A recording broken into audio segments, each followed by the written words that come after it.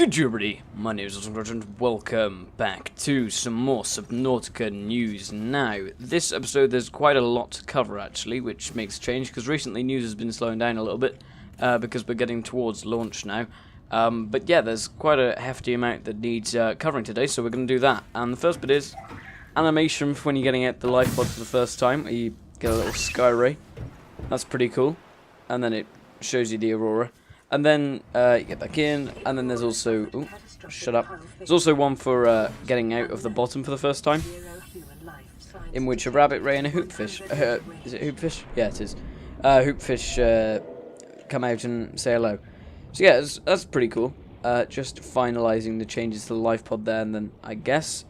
So, today there's a couple new things. There's a new biome. There is some news that I need to share with you about the egg at the Cove tree. That's reasonably new, and there's also a new wreck that needs covering as well with some cool stuff in it. So, it's a pretty jam-packed episode, so just stay until the end because there's some really, really interesting stuff coming.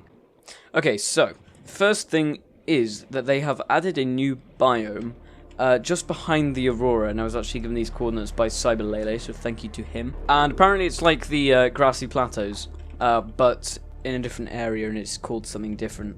It's called Crash Zone Mesa. Mesa? I'm not sure how you pronounce that at all, but there's like little platforms with oh my Christ, I hate this game. Right, okay, yeah, these platforms with like grass from the grassy plateaus, but it's green, which makes a change because you don't get a lot of the green grass out of the kelp forest, so that's pretty cool. And then there's more of it in like a 400-meter range of it. But yeah, it's just to the back of the aurora, and it's a new biome, so there's more than one of them.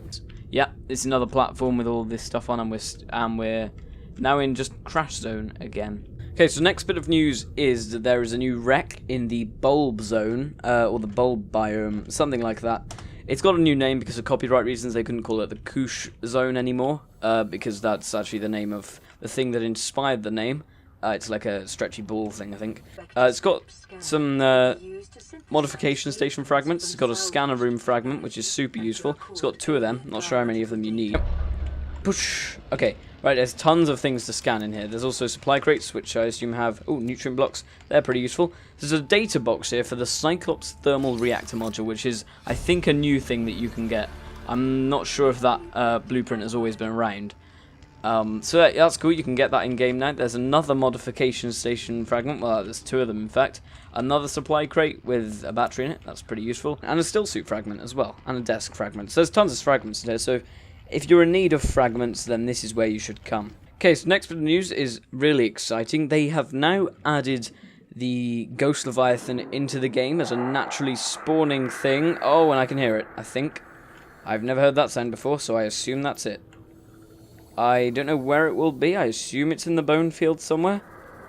But there is some really, really interesting lore behind this right now that the devs are kind of disclosing on us. So that's pretty... Oh, there he is. Good God. So yeah, here's a Ghost Leviathan, and they've improved the animations on it. It's a lot smoother now, and obviously they've added these sounds. Obviously he needs a bit of work because he's still clipping through the terrain, but other than that, he's looking fantastic. And he sounds amazing as well. Yeah, hello, my friend. Oh, God.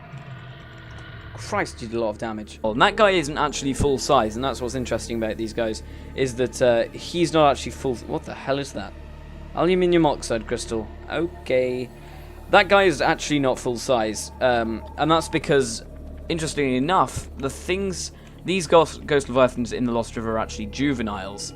They're not fully grown, and that is because the Cove tree is actually holding Ghost Leviathan eggs, by the sounds of it.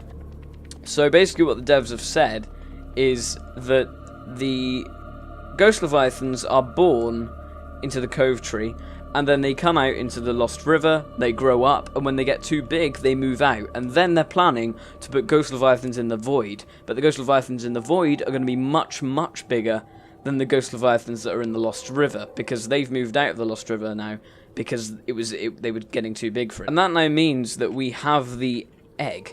We know what the egg is inside the Cove tree, which has been a question on a lot of people's minds for a long damn time. And now we finally know. So the next bit of news is not actually in-game. as such. It's more of a thing that they're planning to add in the very near future. It's like the plans for how we're going to disable the gun and how it's going to work once you have disabled it. So once you've cured yourself of the cry using enzyme 42 and all of that stuff, you'll be able to go back to the gun, the Precursor Array, and put your hand in that thing, and it should disable the weapon, and you should be able to leave then in your rocket. So that's pretty cool.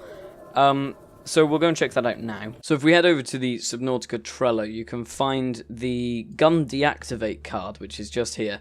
And it contains an image called Gun Control Terminal Platform. And it basically is a description of what happens when you approach the gun and disable it. So it says, when the player approaches the platform area, columns slide out from the upper section and the lights on the ends turn on. I think that already happens. In fact, it does. So the player deactivates the gun using the terminal. First, the glowing force field effect between the top and the bottom of the platform centerpiece turns off. Then the inner energy cord slides downwards into the lower base section.